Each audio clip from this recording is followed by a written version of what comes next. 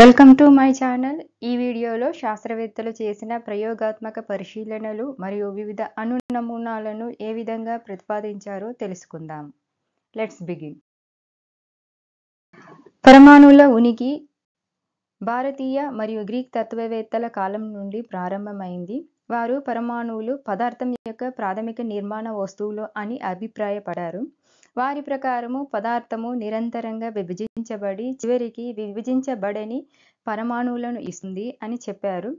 Atom అనే పదము Greek పదము ఆటమియో నుండి ఉద్భవించింది. దీని అర్థము విభజించలేనిది. సో వీరి ఆలోచనలు కేవలం ఊహాగానాలు.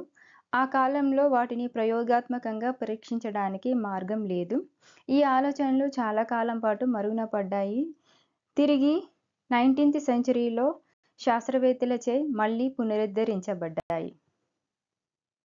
పరమాణు సిద్ధాంతంని మొదటిసారిగా జాన్ డాల్టన్ 1808లో ప్రతిపాదించాడు. ఈయన బ్రిటిష్ స్కూల్ టీచర్. ఈ సిద్ధాంతము పదార్థ అధ్యయనంలో ఒక మలుపు. ఈ సిద్ధాంతంలోని కొన్ని ముఖ్యాంశాలు. ఫస్ట్ వన్ ఈజ్ మూలకాలు పరమాణువులను కలిగి ఉంటాయి. సో అన్ని పదార్థాలు రసాయన ప్రతిచర్యలో పాల్గొనే పరమాణువు అని పిలువబడే చాలా చిన్న కణాలతో తయారు చేయబడతాయి. ఎగ్జాంపుల్ ఆక్సిజన్ మూలకం యొక్క పరమాణువు, హైడ్రోజన్ మూలకం యొక్క పరమాణువు. సెకండ్, ఒక మూలకంలో ఉండే పరమాణువులన్నీ ఒకేలాగా ఉంటాయి. ఏదైనా ఒక మూలకాన్ని తీసుకున్నప్పుడు అన్ని పరమాణువుల ద్రవ్యరాశి మరియు లక్షణాలు ఒకేలాగా ఉంటాయి, కానీ అవి ఇతర మూలకాల నుండి భిన్నంగా ఉంటాయి.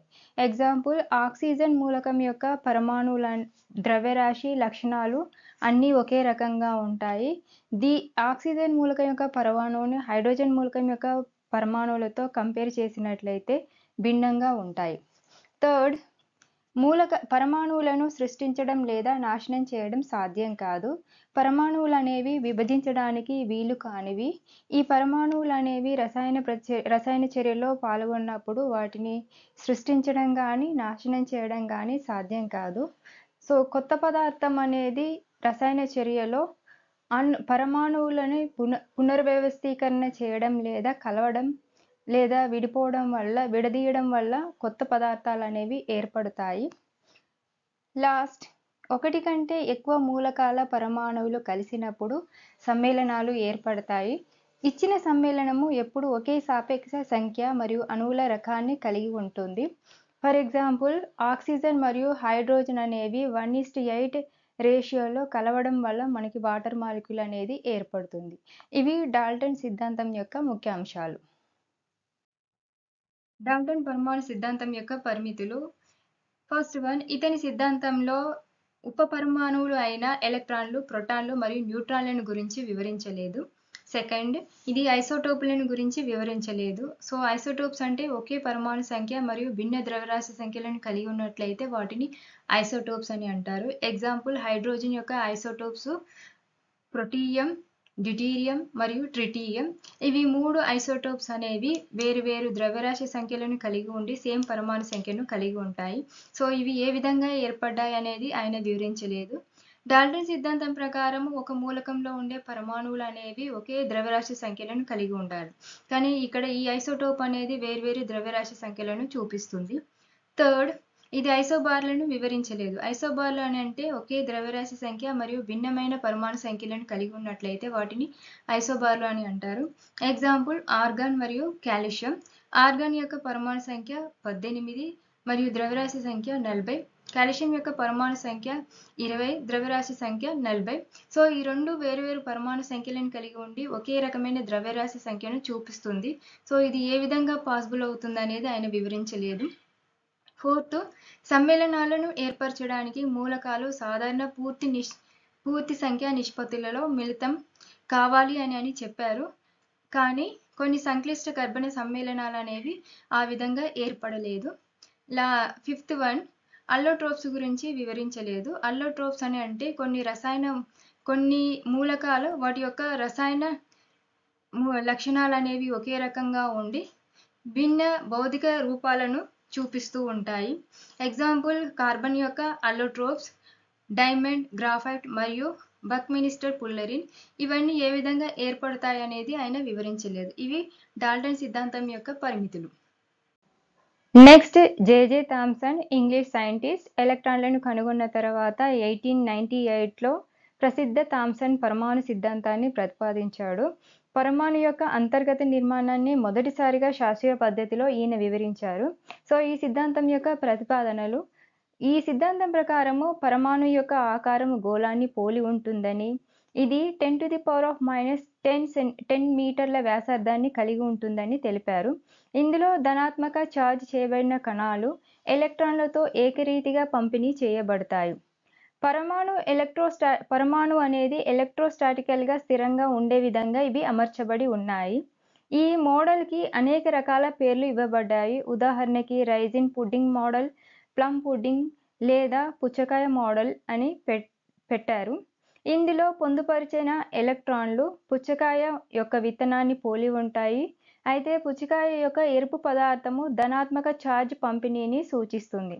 ప్లమ్ పుడ్డింగ్ పరమాణు సిద్ధాంతము పరమాణు యొక్క ద్రవ్యరాశి పరమాణు అంతటా ఒకే విధంగా పంపిణీ చేయబడుతుందని ఈయన భావించారు. సో ఈ సిద్ధాంతంలోని లోపాలు, ధనాత్మక ఛార్జ్ పరమాణువు లోపల ఎలక్ట్రాన్లు ఎలా ఉంచుతుందో వివరించడంలో విఫలమైంది.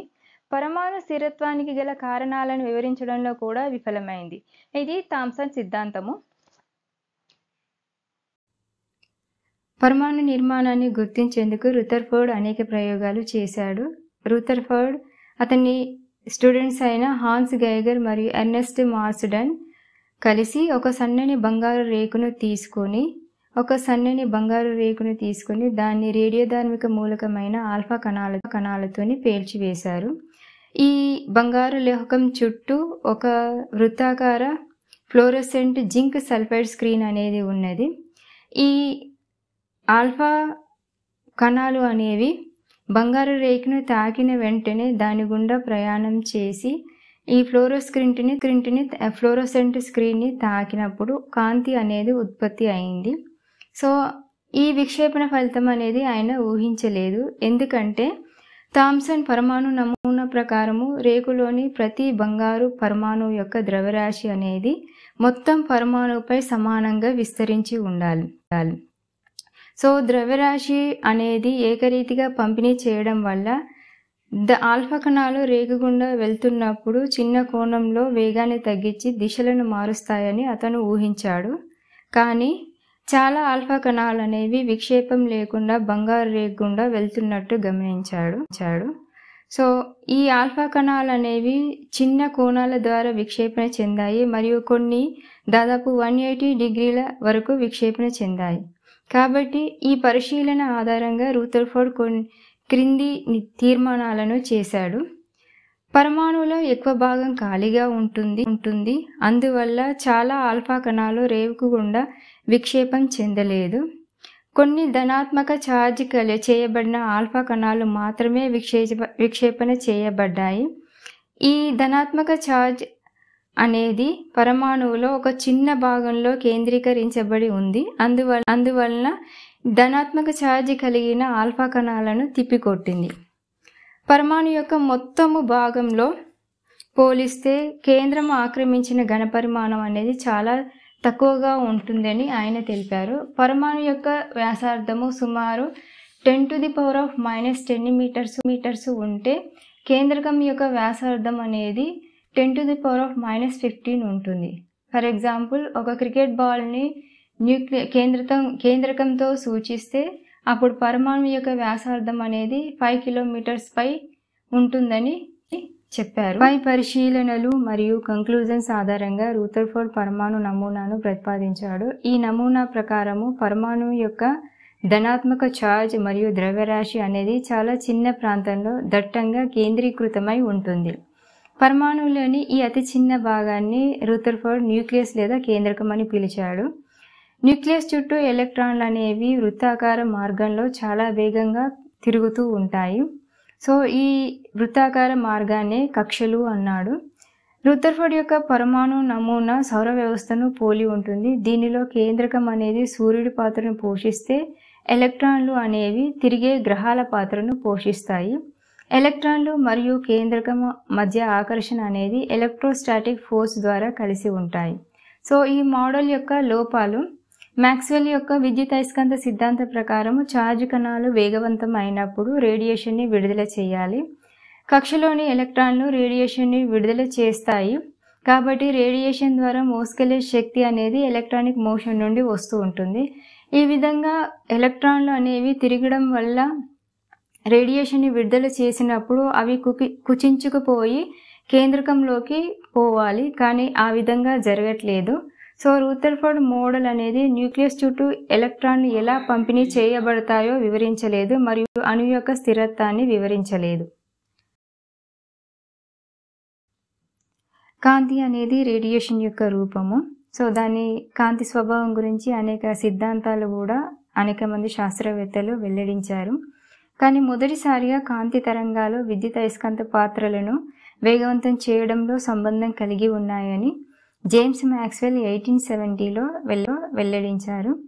విద్యుత్ ఛార్జ్ చేయబడిన కణం త్వరణం కింద కదులుతున్నప్పుడు ప్రత్యామ్నాయ విద్యుత్ మరియు అయస్కాంత క్షేత్రాలు ఉత్పత్తి చేయబడతాయి మరియు ప్రసారం చేయబడతాయి. ఈ క్షేత్రాలు విద్యుదయస్కాంత తరంగాలు లేదా విద్యుదయస్కాంత వికిరణాలు అని అంటారు. ఈ తరంగాలు అనేవి ఒకదానికొకటి లంబకోణంలో ప్రయాణిస్తూ ఉంటాయి. ఈ తరంగాలు ప్రయాణించడానికి ఏ రకమైన మీడియం కూడా అవసరం లేదు. తరంగ దైర్ఘ్యంలో ఒకదానికొకటి భిన్నంగా ఉండే అనేక రకాల విద్యుదయస్కాంత వికిరణాలను కలిపి విద్యుదయస్కాంత వర్ణపటము అని అంటారు. సో ఇక్కడ వివిధ ప్రాంతాల్లో వేరువేరు పేర్లతోటి వీటిని గుర్తించబడ్డాయి. ఉదాహరణ చూడండి. ఈ విద్యుదయస్కాంత వర్ణపటాన్ని 4 క్వాంటిటీస్ తోని వర్ణించవచ్చు. అవి తరంగ దైర్ఘ్యం, తరంగ సంఖ్య, పౌనపున్యము, వేగము.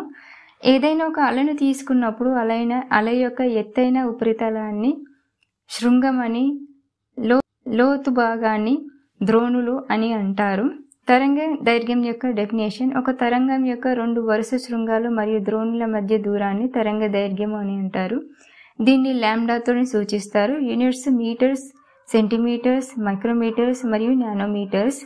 నెక్స్ట్ తరంగ సంఖ్య: ఒక సెంటీమీటర్ పొడవులో గల తరంగాల సంఖ్యను తరంగ సంఖ్యగా నిర్వచించవచ్చు. దీన్ని న్యూ బార్తోని రిప్రజెంట్ చేస్తారు. Units per metre per centimetres.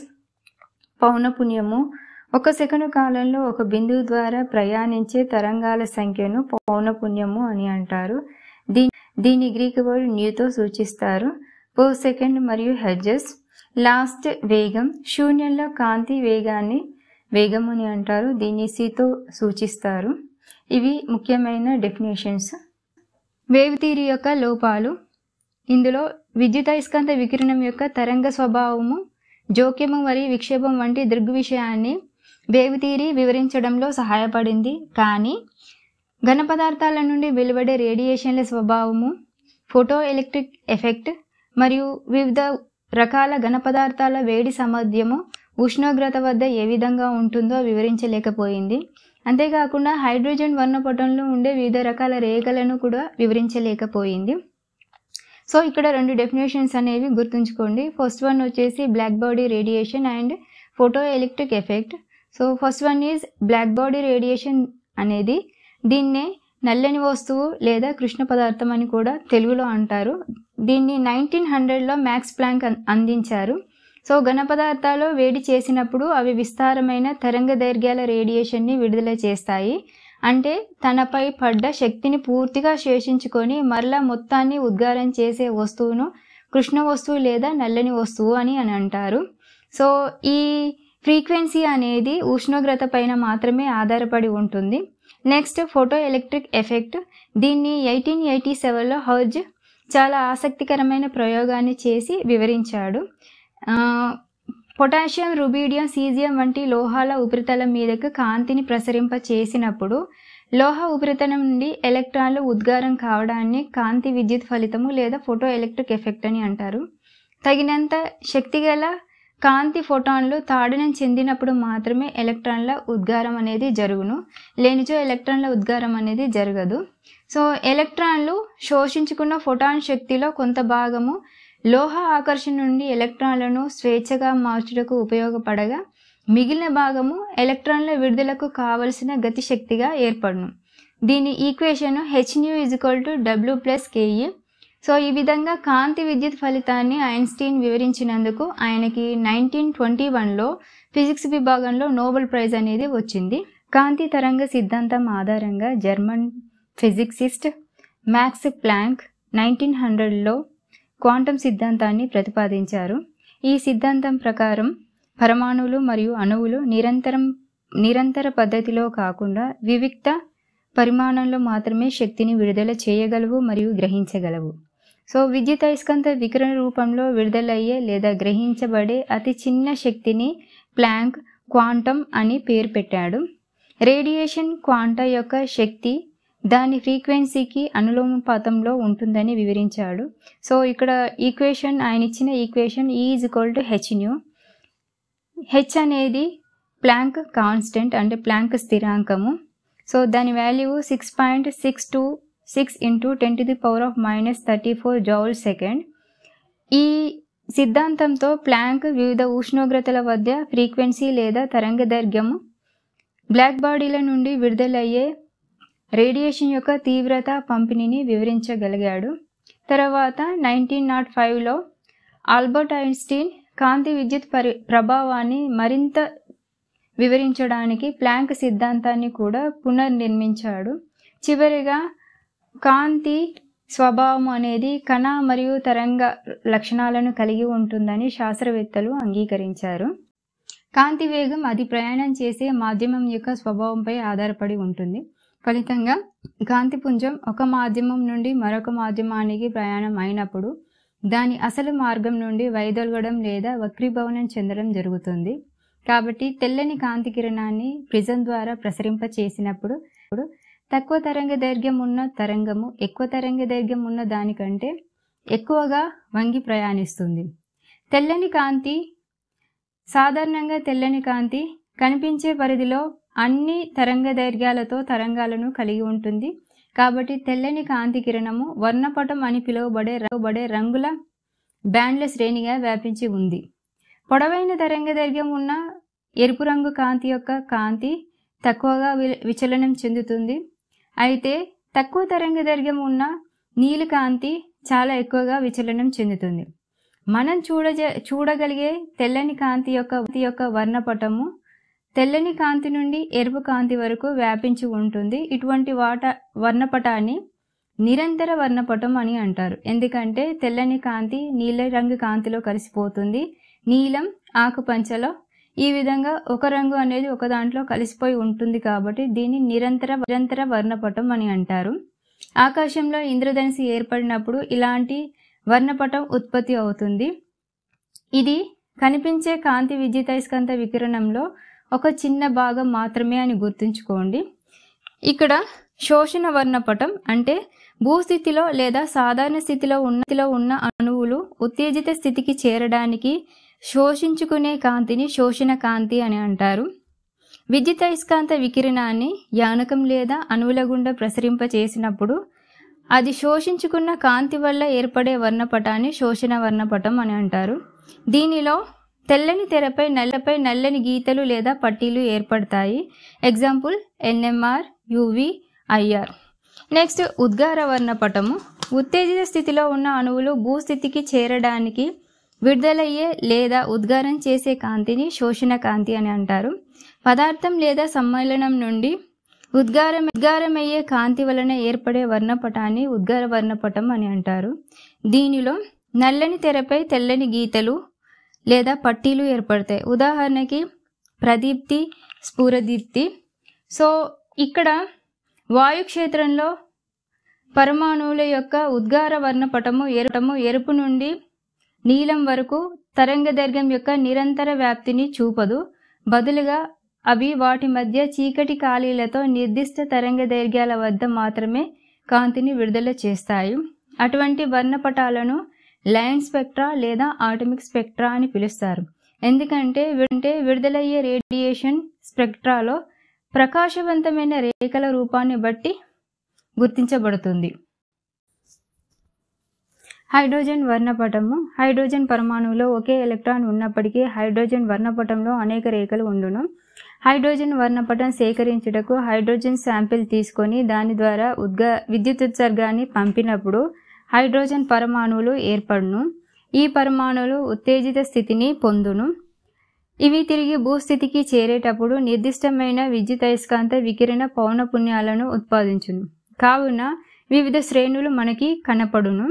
1885లో ప్రయోగాత్మక పరిశీలనల ఆధారంగా బామర్ విడుదలయ్యే వర్ణపట రేఖల తరంగ సంఖ్య మరియు ప్రమేయం ఉన్న శక్తి స్థాయిలను పరస్పరం అనుసంధానించడానికి సూత్రాన్ని ప్రతిపాదించాడు. అది న్యూబార్ = 109,677 × 1/2² - 1/n² సెంటీమీటర్ ఇన్వర్స్. ఇక్కడ హైడ్రోజన్ ఉద్గార వర్ణపటం యొక్క ఈ శ్రేణిని బామర్ సిరీస్ అంటారు. ఇవి కనిపించే ప్రాంతంలో ఉండే విద్యుదయస్కాంత వర్ణపటంలోని రేఖల శ్రేణి మాత్రమే.